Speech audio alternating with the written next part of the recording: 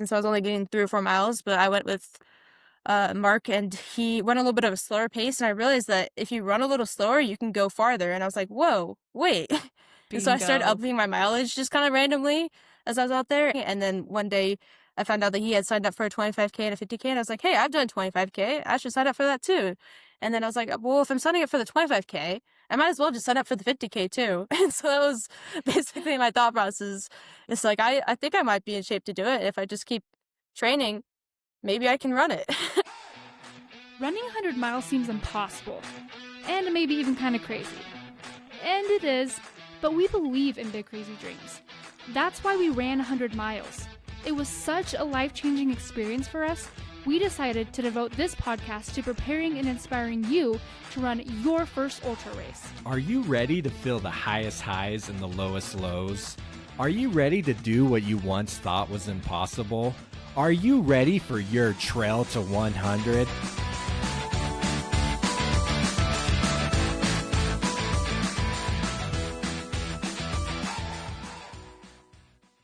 Thank you for joining us today here on Trail to 100, the podcast made to help you finish your first 100-mile race. My name is Jacob Bateman, and today we are here on day 3 of the steps to a 100-mile race. Today we have Stacey Featherstone, who is actually Melody's cousin. So we had the opportunity to talk to her after she ran her first 50K back in April. So it was a great conversation with her about achieving that distance for the first time, and how it's given her the running bug, and 100 miles will happen down the road for her. So thank you, Stacy, for coming on the podcast today. So let's get to it. Well, thank you, Stacy, for joining us on the podcast today. We are super excited to talk with you. I'm excited to be here. Yes, excited. We always love bringing on family. That's right, Melody. Do you want to tell us all who Stacy is? Well, here's the thing: is we're trying to get every single person in our family to run an ultra, so It's just slowly, growing. And this is my cousin Stacy, who is almost exactly 10 years younger than me. When I think back to my childhood, she was just a cute little girl running around. And now she's a big girl running around. Yes. Facts. Strong. Yes, you're right. But she'll always be my cute little cousin. I'm sorry, Stacy. Anyway, so cousin okay. Stacy. I'll be a little child. Stacey. I'm okay with that. So, cousin Stacy, introduce yourself to our audience. Who are you outside of running? Outside of running? Well, I am a lover of the gospel. I'm headed out on a mission soon in like 4 days, which is crazy. Wow. I love rugby. I did marching band in high school. I love music. I love art. I grew up hiking and in the outdoors, so I've always loved running and hiking and being out on the trails. I've never done track or cross country, but rugby has a lot of endurance and a lot of strength, and marching band's pretty active, so that's Totally. pretty much. I think, I did a semester of college, only graduated like a year ago. Yeah. I think that's about sums up. So you're 19? I am 19. 19. Okay. All Yes. right, Stacy. So there's not many 19-year-olds out there running 50Ks. Especially deciding to run the 50K only like 6 weeks or so beforehand. Stacy, first off, what made you decide that you wanted to go after the 50K and break into the ultra scene? Well, short answer, my uncle had signed up for it, so I just joined him. Long answer is basically kind of the gist of it is Stacy's uncle, my dad. Yeah, your dad, Uncle Mark. I moved out to live with Uncle Mark like back in like February, and I was already in shape to run because I did a 25K last fall because of Melody. About a year ago, she was like, "Hey, I can make your running plan for free." And I was like, "Oh, hey, I like running." And then like a few days later, I was don't like, tell the "Oh, listeners that I make free plans for my family. Just kidding. I was a senior in high school, so I mean, how am I going to pay for a running plan? Exactly. And she was secretly trying to recruit me without me realizing it. I was just like, hey, I like running. And then I realized like a few days later, I was like, oh, wait, if I get a running plan, I should probably train for something. And so I was like, maybe I should train for a marathon. And then I was like, oh, wait, I've never done a race because I haven't done cross country or track. So like, and so I was like, let's do a half marathon. And then 25K is only a couple miles more. So I was like, let's do that one. And so when I came out to live with my uncle, he took me out for a run one day, and I didn't run as much after my 25K, like throughout the winter. Like I was still running, but just like not as much as I did like last summer for training for the 25K. And then when I went on a run with Mark, we ran for like an hour, and that was longer than I had done for like 3 months, and it was easy. Like I was like, wait, I'm still like in shape after like not having run. Like I was only doing like 30-minute runs, and so I was only getting 3 or 4 miles, but I went with Mark, and he went a little bit of a slower pace, and I realized that if you run a little slower, you can go farther. And I was like, whoa, wait. And so I started upping my mileage just kind of randomly as I was out there. And then I got a job and like stopped running with Mark as much, but still just kept running. And then one day I found out that he had signed up for a 25K and a 50K. And I was like, hey, I've done 25K. I should sign up for that too. And then I was like, well, if I'm signing up for the 25K, I might as well just sign up for the 50K too. And so that was basically my thought process. It's like, I think I might be in shape to do it. If I just keep training, maybe I can run it. Heck yeah. Melody, Stacy just said something there that I think is so valuable for beginning ultra runners. That if you run slower, you can go for longer. That should be the slogan. If you are questioning, if you can, like, if you're out there questioning if you can take that next step, go to the next, distance, like Stacy, you just did 25K to 50K. If you can just slow your pace down some, you can go longer. Yeah, you don't have to kill yourself on every run. And I tell everybody that. I'm like if I bring up ultra running, people are like, whoa, that's crazy. And I'm like, it's actually not that crazy. Not to like downplay all of our accomplishments, but I'm like, if you want to run an ultra, you can. You just got to go a little bit slower and spend the time doing it. Yeah. Anyways. So, yes, running slow is also mentally challenging because every time I'd run slower, I could feel myself like holding back, and like I'd have pent up energy to like speed. And I for some reason hate power hiking. I want to run up that hill, and I'm like, no, stop! You're wasting energy. And so it's also like for people who like think that's not as challenging. No, it's actually pretty mentally challenging to slow down. Yeah, that's a great point. Yeah, it's good for your mind. So, Stacy, take us to race day there on the 50K. What was the toughest part of the race for you? Definitely like the last 8 miles were the toughest. I mean, about 20 miles in, I hit an uphill section that was like 2 miles. Two of the miles were just like straight uphill. And like I said, I don't like power hiking. I was trying to force myself to power hike, but I was like, this is taking too long. And so I like added a little bit of like jogging in with the power hiking because I just wanted to get up there. And then I think I made a mistake of after getting past the hill, like I went a little bit faster than I should have on the downhill. And then when I made it to your, Jacob and Melody were running one of the aid stations. And when I made it to the aid station Jacob was running like 8 miles away from the finish, I was just super loopy. And I also think it was just really hot outside, like hotter than I had trained in. And so I think I was also just kind of like heat exhausted. And so when I got into like Jacob's aid station, like I was like not steady. Like I felt like I could like fall over any second. Like Jacob like took my stuff and like filled it up for me, which thank you. I don't know if I could have, I needed to like rest there for a second. And then I was just, the 8 miles were just really mentally tough because I was like, I need to keep moving because if I want to stop, I can't stop until I get to the finish. It's like, I just need to go as fast as I possibly can. At like mile 26, I was like done. And I was like, no, but I can't stop because if I can't stop here. It was kind of funny. At the very end, Mark said something about, like fighting the urge to like sit or stop. And I realized I never thought about sitting or stopping. It was only a fight to not walk. I was like, how fast can I make it to the end? And so it was just mentally like tough of trying to, my feet were also starting to hurt. That was a tough thing. I wish I had changed my socks halfway through because I think they had started getting kind of sweaty, and so like there was friction, and so my feet, like the bottom of my feet, were just like feeling really hot and just were kind of painful. And so I think that was one of the things that bothered me the most in those last 8 miles was just my feet were bothering me a lot. Yes. Yeah. Foot care is a big one. Yeah. Yeah. So looking back, between your 25K and your 50K, what do you think was the biggest difference between the two races as you doubled that up? Like, what differences did you notice? I think that was the first time I actually like felt tired like after running.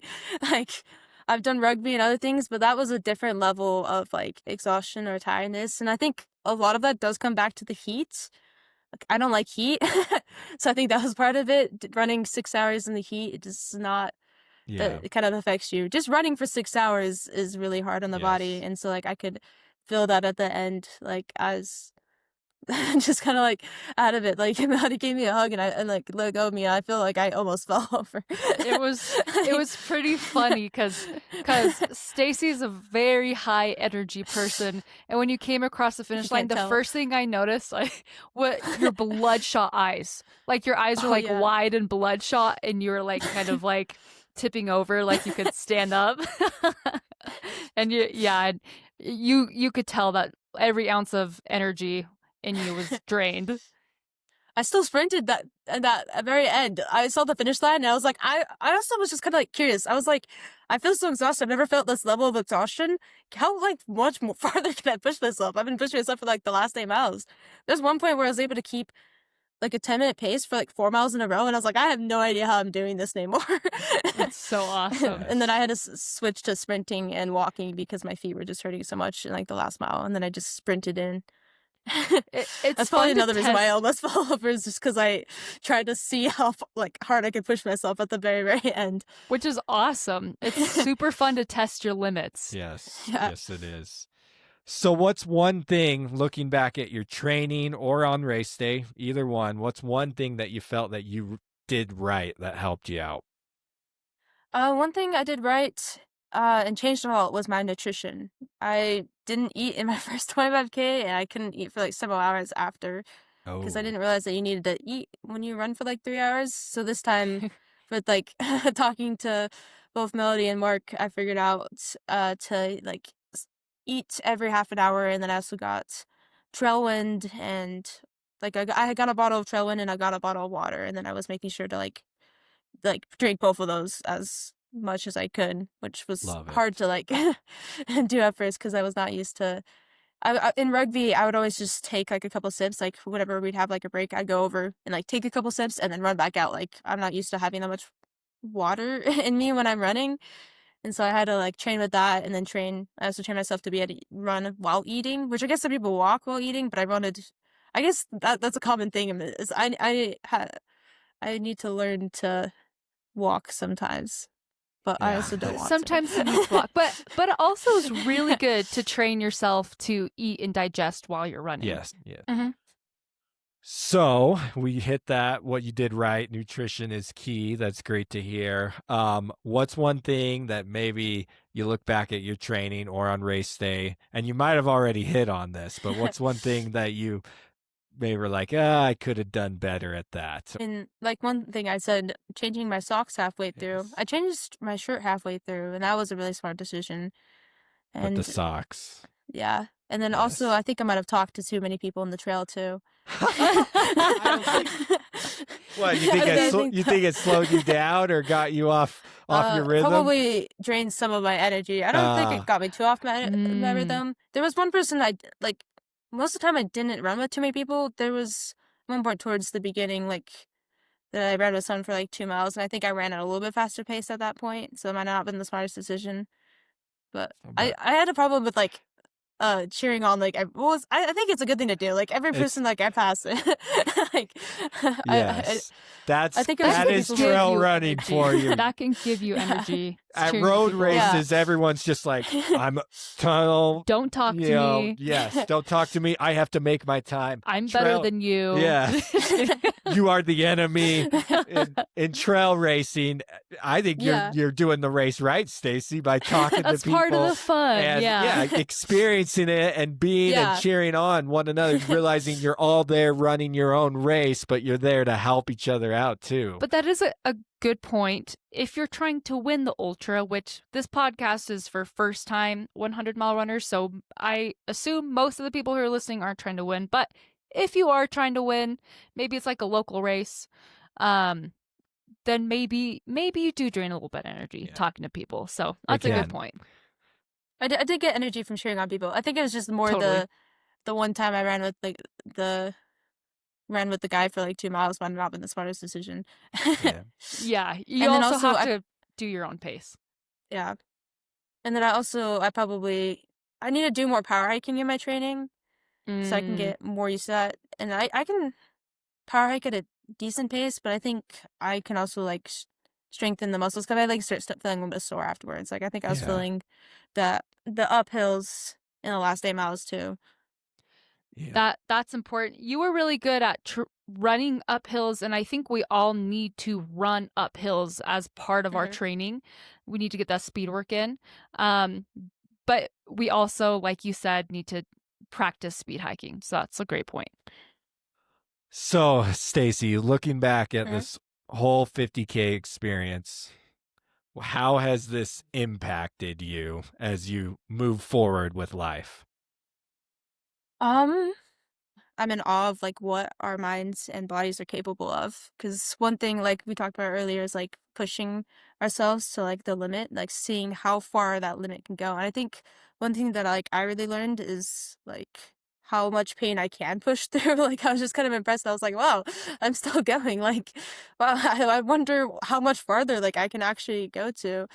And another thing, I knew this a lot from rugby, but endurance is way more mental than physical, and our minds like don't know how much the body can truly take, and so sometimes we don't want to actually listen to our minds unless if we're gonna actually if we're injured, then you should probably listen to your body and mind. But if it's not an injury and it's just soreness, like it's crazy how much you can push through it. And totally it also want to be the person who is all talk, and I always want to see if I can actually accomplish what I think I say that I can do and what I think I could do. And so this race proved to me that I can actually be an ultra runner and that I can do hard things and that I can push through pain and finish what I've started. Yeah. So I think that was what this was. Also, I got closer to my family members who are ultra runners and also grew even more appreciation to what you guys do, like thinking about like the more miles that you guys have done and like the like more experiencing more miles is giving me more like appreciation for like how difficult that is for you guys to actually have done run 100 miles. Like that's gotta be a lot on your body. I feel like that's a great analogy for life. Like because our phase of life is kids, I'm just thinking like once you have a kid, you appreciate and understand other people with kids. And I feel like, as you get older and experience things, then you understand and appreciate people who've been there before, That's awesome. Yeah. It's facts. So is 100 miles on your radar one day? Yes. 100%. Oh, yeah. Well, when you first told me that you're going to create me a running plan, I actually was worried that this was going to happen one day, that I get hooked. And I was like, no, I'm not going to. I'm just going to do the 25K, maybe something more than that, maybe another 25K. That's what they all say. Yeah. Yep. But I'm awesome. definitely hooked. I want to see what more I can do. Like maybe curiosity might have curiosity might have killed the cat, but satisfaction brought it back. Hey, I've heard that. Yeah, not everybody knows the full saying. I want to see like how far I can go, like how far I can push myself. Like even that 50K, even though it was like hard, I'm still kind of, even like right afterwards, I was like, I bet I could do that faster. Like even though I was tired and loopy, I was like, I bet I could do it again, but faster.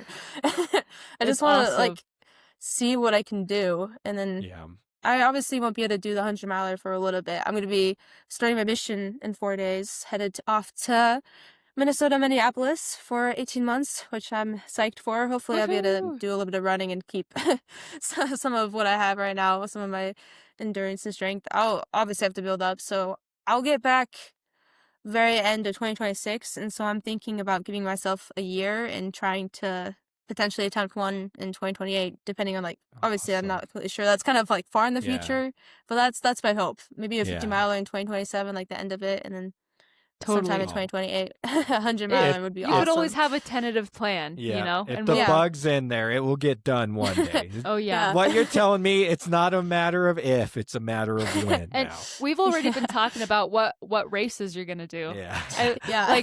Like me, Stacy, and Dad, we all went on a shakeout run, and I feel like half of the run we were like, oh, so you could do scout, you could do this, or we were just talking about the different hundreds, and anyways, that's awesome. I'm just extremely lucky to have 3 like certified coaches and ultra runner coaches in my family. I just kind of I'm probably the luckiest ultra runner out there. Well, we're happy to help you. It's been so fun. But I just have to say this. You said that you grew closer to your family, and that is one of the biggest reasons why I ultra run. And I haven't been running for a little bit. Since having Travis, I'm getting back into it. I'm training for more races this year. And what I am looking forward to the most is like the adventure runs. Like I'm so glad that I got to run with you at least one time before you went on your mission. And I love going on runs with my dad. I love going on runs with Jacob. I love making new friends. And I just feel like the time that you spend on the trail with other people, it's such a beautiful way to make memories. And that's one of the best parts about ultra running. It's facts. So I just had to say I agree with you. That's awesome.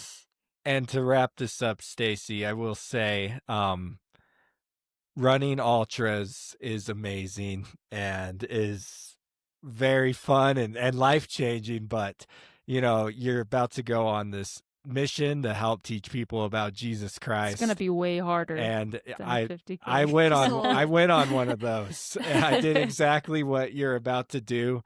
And I tell you what, I would do that over and over and over again over running 100 miles, that's saying a lot. Yeah, because I love running hundreds. I've dedicated a big part of my life to it.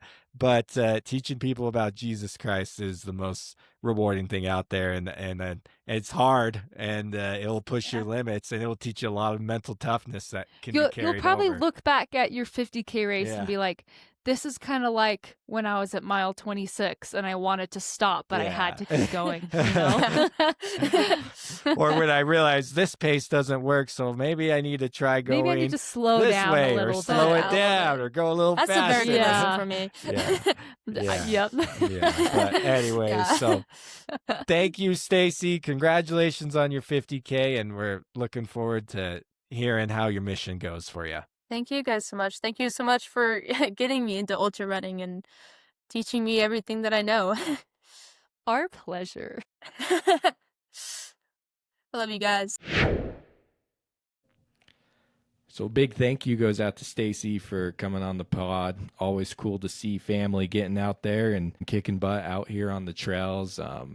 Ultra running's been huge for our family since Melody and I have started, and to see other family members doing it has been awesome to be a part of their journey and see them push themselves in this way. Ultra running and family are starting to go hand in hand for us, and we love to see it. So big congrats goes out to Stacy for getting that 50K accomplished. Remember, guys, if you missed the first couple episodes, go back and listen to them. We're doing these short form interviews under 30 minutes or less with people who are trying to achieve the 100-mile distance for the first time, and we want to hear where they're at along the journey. So go back, listen to day 1, day 2. We had some great guests, and we're going to have 4 more great guests coming up in the next 4 days, an episode a day, guys, for this whole week of good people getting out there, working on that ultra running dream. So thank you, each one of us, for joining us today. Remember, if you're looking for help in your coaching, you can reach out to us. Looking for help in your coaching, in your training with coaching, you can reach out to us at trail100.com/coaching. We would love to talk to you and see if there's a way we can help you out along your journey. Thank you for joining us today. And remember, if you want to run 100 miles, make it happen.